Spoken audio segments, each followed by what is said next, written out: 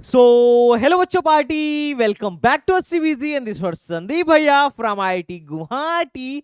And guys, आज की video में बात करने वाले हैं एक खास कॉलेज के बारे में। क्या तुम भी बीटेक खत्म करने के बाद सीधे इसरो में डायरेक्ट एंट्री चाहते हो? वैसे तो देखो, बीटेक खत्म करने के बाद इसरो ज्वाइन करना is a quite difficult task. मतलब इसके खुद के एग्जाम्स होते हैं, इंटरव्यूज होते हैं और फला फला फला वही सरकारी नौकरी वाली चीजें। बट एक ऑप्शन और है जिससे आप डायरेक्ट आपको इसरो एब्जॉर्ब कर लेगी। आपके इधर बीटेक आपका खत्म हुआ और आपके कैंपस में इसरो आई और वो आपको लेकर चली गई। मतलब बीटेक खत्म होती है, आप सीधे इसरो में लैंड कर सकते हो। ये आप पर डिपेंड करता है। तो गाइज, आज की वीडियो में हम एक ऐसे कॉलेज के बारे में बात करने वाले हैं दिस इज जो कि काफी ज्यादा वेल नोन है स्पेस साइंस के लिए, और यहाँ की एरोस्पेस इंजीनियरिंग ब्रांच भी काफी अच्छी है। बट भाई चलो देखते हैं कि यहाँ आज की वीडियो में हम बात करने वाले हैं आईएसटी तिरुवनंतपुरम की, जिसका एप्लीकेशन फॉर्म जल्द ही क्लोज होने वाला है। तो चलो देखते हैं भैया यहाँ पर एडमिशन कैसे होता है, और इसरो की लास्ट कुछ सालों में इसरो में यहाँ से कितने बच्चे गए हैं, और यहाँ की फैकल्टीज कैसी हैं, फैसिलिटीज कैसे हैं, और मेन बात जिसको मैं डिटेल में डिस्कस करूंगा कि भैया कट ऑफ क्या रहने वाला है इस पर्टिकुलर कॉलेज का, विच इज वेरी इंपॉर्टेंट। तो चलो बच्चा पार्टी शुरू करते हैं। आईआईटी तिरुवनंतपुरम। बच्चा पार्टी अगर मैं बात करूं तो इस कॉलेज को 2007 में बनाया गया था। कैंपस एरिया जो है 100 एकड़ का है भाई। मतलब बहुत ही अच्छा लोकेशन है बाय नेचर। मतलब काफी ठीक ठाक कैंप, मतलब ठीक ठाक बड़ा कैंपस है, और साउथ में है तो भाई बाय नेचर काफी बढ़िया प्लेस है। और अगर मैं बात करूं इसके बनाने के पीछे का मेन मोटिव क्या था, तो दैट वाज द रिसर्च। और इसके पास बहुत सारे गवर्नमेंट ऑर्गेनाइजेशंस के बहुत अच्छे अच्छे रिसर्च ऑलरेडी इनके पास हैं। और अगर मैं बात करूं यहाँ पर एडमिशन लेने के लिए एलिजिबिलिटी क्राइटेरिया क्या है, तो that is the nothing, that is the वही आईआईटी जेई वाला 75% मार्क्स होने चाहिए आपके क्लास 12th में। और अगर SC ST हैं तो थोड़ा सा छूट मिल जाएगा 10% का, 65% में भी काम चल जाएगा। इसका एप्लीकेशन फॉर्म ऑलरेडी ओपन हो चुका है, और एप्लीकेशन की फॉर्म फीस है 1000 रुपीज। और अगर आप फीमेल कैंडिडेट हुए तो 500 में भी काम चल जाएगा। SC ST वाले भी मात्र 500 रुपए में अपना काम चला सकते हैं। बाकी शेड्यूल के बारे में बात कर लेते हैं, जो कि इंपॉर्टेंट है। अगर आपको इस साल IST का फॉर्म भरना है तो भाई क्या शेड्यूल रहने वाला है, तो देखो यार, फॉर्म ऑलरेडी चल रहा है। ध्यान से सुनिए। फॉर्म ऑलरेडी चल रहा है, 27 मई से ही चल रहा है, और 9 जून को जो फॉर्म है इसका रजिस्ट्रेशन जो है इसका क्लोज हो जाएगा, और 21 तारीख को इनकी रैंक लिस्ट जारी हो जाएगी। तो फटाफट आप इसको जाके भर लीजिए। और वीडियो ऑलरेडी 8 तारीख को आ रही है। मतलब मोटा मोटी तो हाँ 8 तारीख को आ रही है, लेकिन पूरा टाइम है तुम्हारे पास। देखो अभी क्या है कि अभी 4 बजे, सॉरी 3 बजे, मतलब मोटा मोटी अब 4 बजने वाला है। सुबह के 4 बजे तुम्हारे लिए वीडियो बना रहा हूँ, क्योंकि दिन में टाइम नहीं मिलता है। दिन में बच्चों की चॉइस फिलिंग करनी होती है ना। तो that's why my schedule is quite easy right now, but I am creating this video because इसकी डेट जा रही थी। ऐसे ही RGI PT पर वीडियो आएगी, IIP पे वीडियो आएगी, है ना।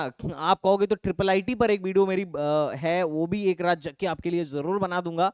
और अगर मैं बात करूं उसके बाद, तो वही है कि प्रेफरेंस जो है आपको 12 तारीख से पहले पहले भर देना है, और उसके बाद से बाकी सीट अलॉटमेंट जो है आपका 13 जून से लेके 23, मतलब 13 जून से लेके 23 जुलाई के बीच में आएगा। और बहुत सारे सब्सिक्वेंट इसके राउंड्स होते रहते हैं। और अगर सीटें बच गई तो 4 जुलाई को भी इनका स्पॉट काउंसलिंग होगा। और स्पॉट काउंसलिंग में क्या है, हाँ वही सारा फिर से प्रोसीजर है जिसके बारे में आप यहाँ पर देख सकते हो। लेकिन मैं तो भैया इंटरेस्टेड हूँ कि अभी इसका काउंसलिंग प्रोसेस क्या है इस साल IST तिरुवनंतपुरम का। तो काउंसलिंग प्रोसेस जो है बड़ा ही सिंपल है। सबसे पहले क्या करना है, आपको 1000 रुपए दे के अप्लाई करना है। अप्लाई कौन कौन कर सकता है अभी आगे की वीडियो में पता चलेगा, क्योंकि हमें मेजरली कट ऑफ से टैली करना होगा। अगर हम उस रैंक के बीच में आ रहे हैं, पिछले 3 साल का हम कट ऑफ देखेंगे, अगर उस रैंक के बीच में आ रहे हैं तो हम डेफिनेटली अप्लाई करेंगे। और अप्लाई करने के बाद हम क्या करेंगे, चॉइस फिल करेंगे। चॉइस फिलिंग में कुछ नहीं है। पहले यहाँ पर मेजरली बीटेक में 2 ब्रांच हुआ करती थी, एक हुआ करता था एरोस्पेस और एक हुआ करता था इलेक्ट्रॉनिक्स स्पेशलाइजेशन इन एवोनिक्स। और अब क्या है कि एक डेटा साइंस बीटेक में ऐड हो गया है, जो कि बहुत बढ़िया बात है। उसके बाद से अपना सीट अलॉटमेंट रिजल्ट आएगा, सीट अलॉटमेंट रिजल्ट आएगा, रिजल्ट आते ही सीट बुक करिए, फलान फलान फला अप्लाई अप्लाई करने के बाद से ये लोग अपना रैंक देंगे, अपनी मेरिट बनाएंगे, वो उसके बारे में मैं अभी आगे की वीडियोस में आपको बताने वाला हूं।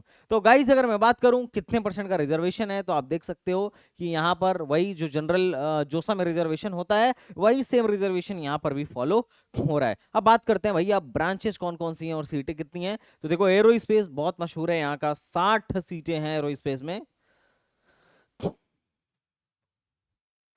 इलेक्ट्रॉनिक्स एंड कम्युनिकेशन जो है एवियोनिक्स में 60 सीटें हैं, और बाकी कैटेगरी वाइज टोटल सीटें आप देख सकते हो, जनरल के लिए 60 सीटें हैं, और अगर टोटल सीट की बात करूं सब मिला जुला के तो टोटल 75 सीट आपको देखने को मिल जाएगा। इस साल से एक नया ब्रांच लॉन्च हुआ है जिसका नाम है computer science and engineering in data science.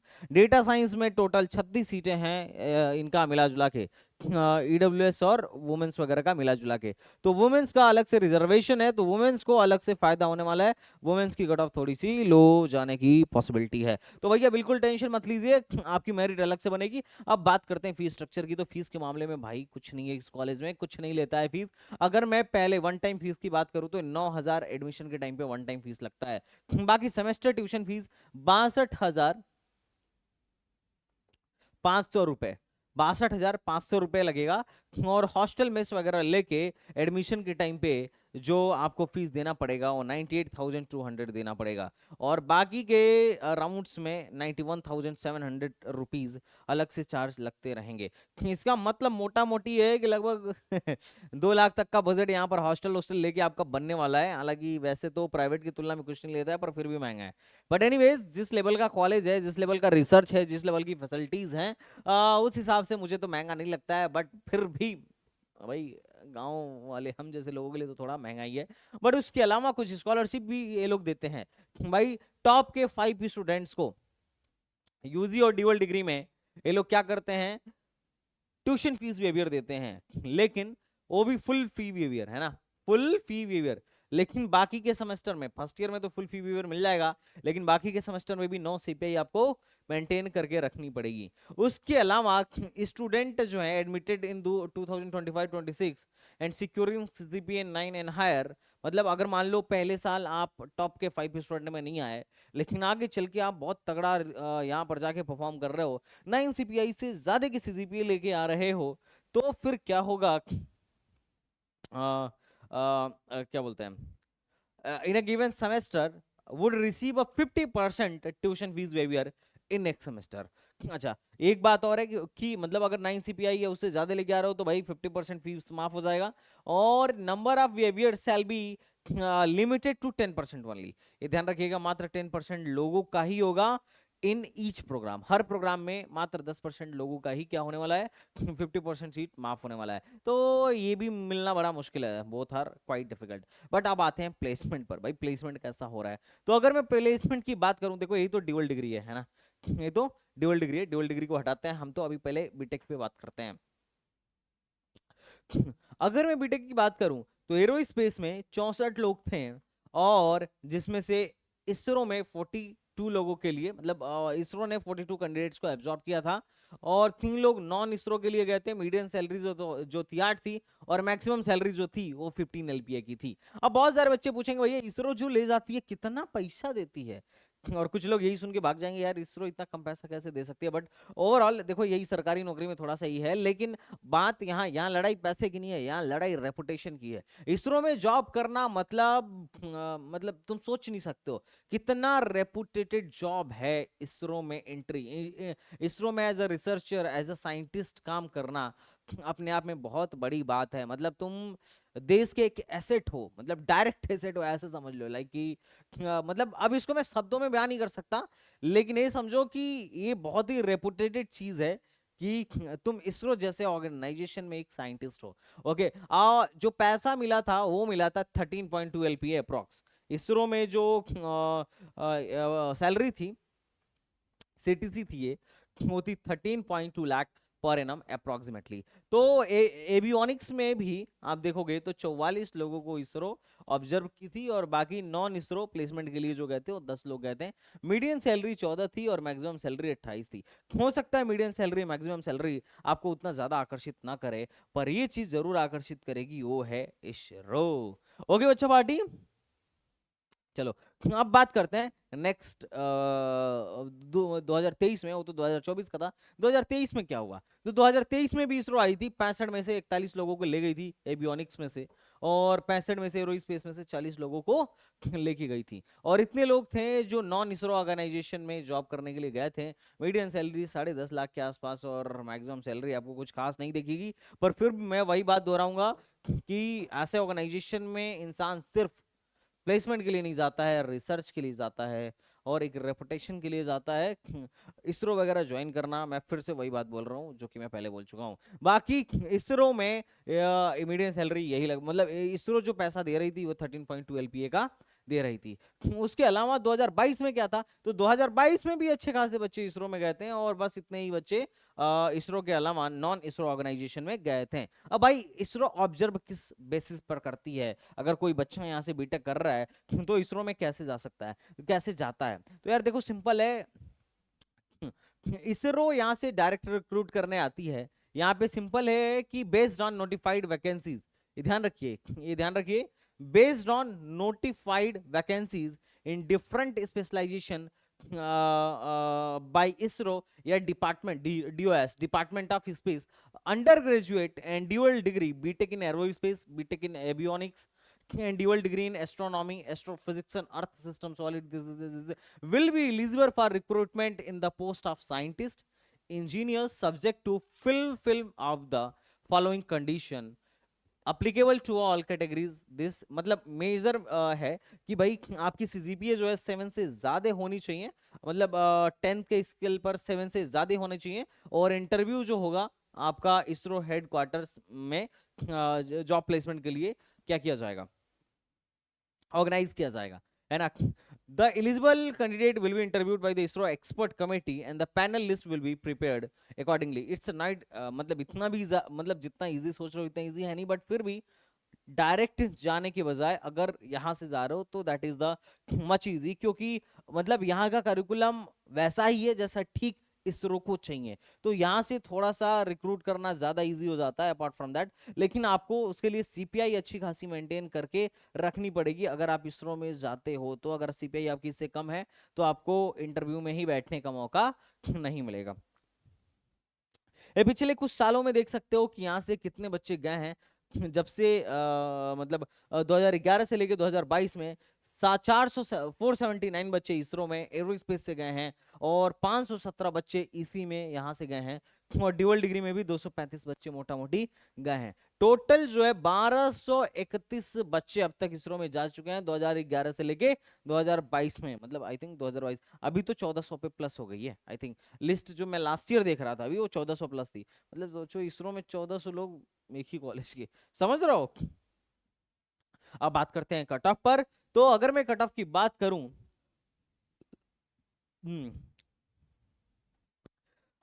तो कौन फॉर्म भर सकता है पहली बात इस साल? एडमिशन किसके बिहाफ पर होगा, जेई मेन या जेई एडवांस? तो देखो यहाँ पर एडमिशन जो होगा जेई एडवांस के बिहाफ पर होगा। अगर जेई एडवांस का आप कट ऑफ क्लियर नहीं भी किए हो तो टेंशन लेने वाली बात नहीं है। अगर आप एडवांस में बैठे थे तो भी आप फॉर्म अप्लाई कर सकते हो। एडमिशन होगा कि नहीं होगा ये बात की बात है, और किस मार्क्स तक एडमिशन हो जाएगा इसके बारे में भी एग्जैक्ट जानकारी दूंगा इसी वीडियो के माध्यम से, और देखने के बाद आपका A to Z क्लियर हो जाएगा। अगर मैं जनरल कैटेगरी की बात करूं तो जिन्होंने 20% से ज्यादा, मतलब 360 मार्क्स का पेपर था अपना, जिन्होंने 20% से ज्यादा स्कोर किया है वो लोग बैठने के लिए एलिजिबल हैं। साथ ही साथ हर एक सब्जेक्ट में 5% से ज्यादा का मार्क्स आना चाहिए। अब अगर मैं इस साल के कट ऑफ की बात करूं तो जनरल में टोटल 72 मार्क्स कट ऑफ बना था, sorry total 74 marks cut off बना था, और हर एक सब्जेक्ट का जो कट ऑफ था वो था 7। मान लो कोई कट ऑफ क्लियर नहीं करता है और उसके मार्क्स 72 ही हैं, तो क्या वो बैठ सकता है? यस, वो अप्लीकेबल है, क्योंकि 360 का आप 20% निकालोगे तो वो है 72, और हर एक सब्जेक्ट का 5% निकालोगे तो है 6। मतलब मोटा मोटी मेरे कहने का मतलब ये है कि अगर आप इस कैटेगरी से बिलोंग करते हो और आपके एग्रीगेट इससे ज्यादा हैं और साथ ही साथ सब्जेक्ट वाइज आपके मार्क्स इतने आ रहे हैं तो आप 110% यहाँ बैठने के लिए एलिजिबल हो। अब क्या हम एलिजिबल हैं तो गारंटी है कि मेरा यहाँ एडमिशन हो जाएगा, ये अब आगे पता चलेगा कट ऑफ देख के। लेकिन ये मिनिमम एलिजिबिलिटी क्राइटेरिया है आईआईएसटी तुरंतपुरम में बैठने के लिए। आपके एडवांस में एटलीस्ट इतने मार्क्स होने चाहिए। आपने एडवांस क्लियर किया या नहीं किया कोई फर्क नहीं पड़ता है, लेकिन 360 में से अगर आपके इतने मार्क्स हैं तो you are eligible for IIST Thiruvananthapuram. अब एक कट ऑफ को समझो और पिछले 3 साल के कट ऑफ से अभी मैं आपको एनालाइज करके बता दूंगा कि इस बार कट ऑफ क्या जाने की संभावना है, कितने मार्क्स तक एडमिशन हो सकता है। देखो 2024 में पेपर बहुत आसान था और 360 में से 109 नंबर बना था कट ऑफ मार्क्स, और ये ओबीसी में 98 और एससी एसटी में 54 मार्क्स था cut off marks. Advance qualify करने के लिए इतना मोटा मोटी मार्क्स लेके आना पड़ा था वही, और 109 मार्क्स पे वही 25-26 हजार के आसपास रैंक आपको देखने को मिलेगी। अब अगर एडमिशन की बात करूं तो जो एडमिशन हुआ था एरोस्पेस में वो हुआ था टोटल मार्क्स के 35.28% पर, मतलब 127 नंबर पे। जिसके 127 नंबर से ज्यादा थे उनका एडमिशन एरोस्पेस में हो गया था, और इलेक्ट्रॉनिक्स में भी उनका एडमिशन हो गया था जिनके मार्क्स 127 से ज्यादा थे। तो मोटा मोटी ये देख के आपको क्लियर लग रहा होगा। ड्यूअल डिग्री में थोड़ी सी कट ऑफ लो जाती है, लेकिन बहुत ज्यादा लो नहीं जाती है, थोड़ी सी लो जाती है।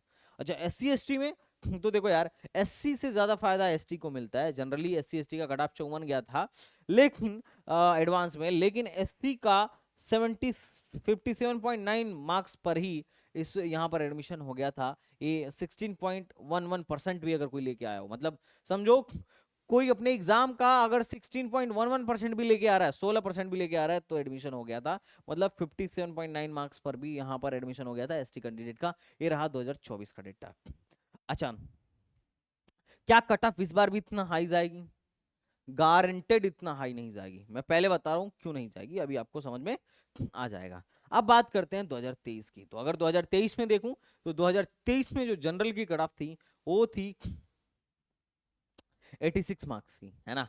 अब 2023 में कट ऑफ जे एडवांस की 86 थी, ओबीसी की 77 थी और एससी एसटी की 43 थी। और 2024 में ये मार्क्स बढ़ गए, कट ऑफ मार्क्स 109 हो गई। मतलब कि ऐसा था कि 2023 जो था 2024 से ज्यादा टफ था, और 2022 जो था 2023 से भी ज्यादा टफ था। और इससे आपको एक बेसिक एनालिसिस मिल जाएगा।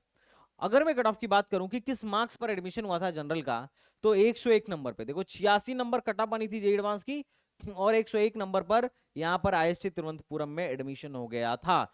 और उसके अलावा एससी एसटी का, अब देखो एसटी की कट ऑफ बनी थी 43, लेकिन जिनके मार्क्स एसटी में जिनके मार्क्स 43 भी नहीं थे उनके भी एडमिशन हो गए थे किसमें, इलेक्ट्रॉनिक्स एंड कम्युनिकेशन एवियोनिक्स में 42 मार्क्स पर ही एडमिशन हो गया था। और 2022 काफी टफ था। 2022 में मात्र और मात्र 55 मार्क्स पर ही कट ऑफ क्लियर हो गया था जे एडवांस में, और ओबीसी में 50 मार्क्स पे क्लियर हुआ था, और एससी एसटी में 28 मार्क्स पे क्लियर हुआ था। और उस टाइम पे जो कट ऑफ गई थी एवियोनिक्स की जो क्लोजिंग रैंक थी वो थी 74 मार्क्स।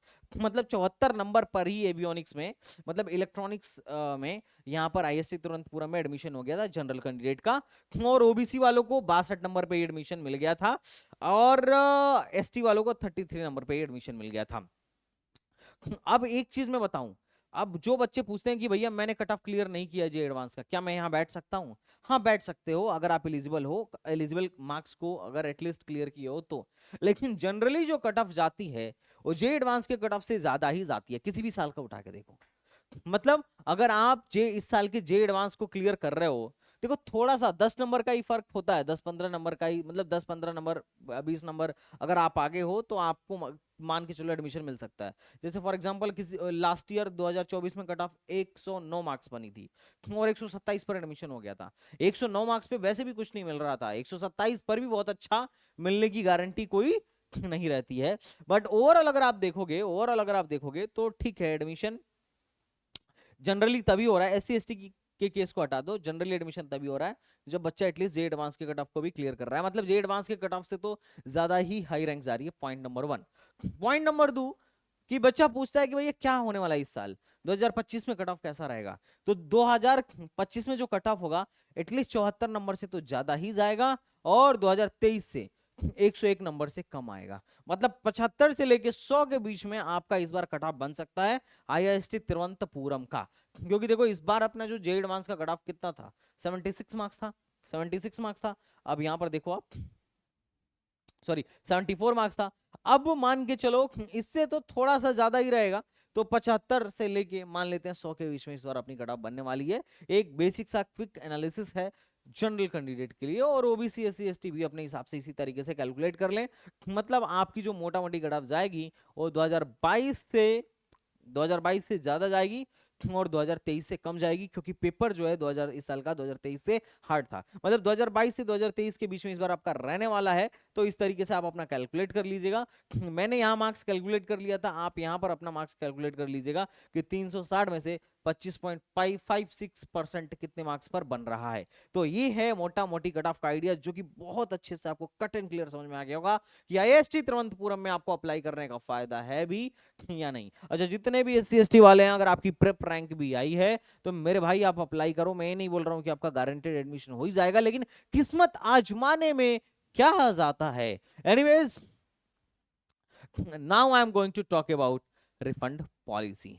अब रिफंड पॉलिसी के बारे में बात करूं तो अगर आप एडमिशन के लास्ट डेट से 15 दिन पहले रिफंड के लिए अप्लाई करते हो, मान लो आपने यहाँ एक सीट बुक कर लिया और लगे हाथ आपको जोसा में भी सीट मिल गया, तो एडमिशन के लास्ट डेट से 15 दिन पहले, लास्ट एडमिशन के मतलब formally notified last date of admission से पहले, लास्ट डेट ऑफ एडमिशन से पहले अगर 15 दिन पहले अगर आप नोटिफाई कर दोगे तो पूरा पूरा पैसा मिल जाएगा, मात्र 1,000 रुपये कटेगा।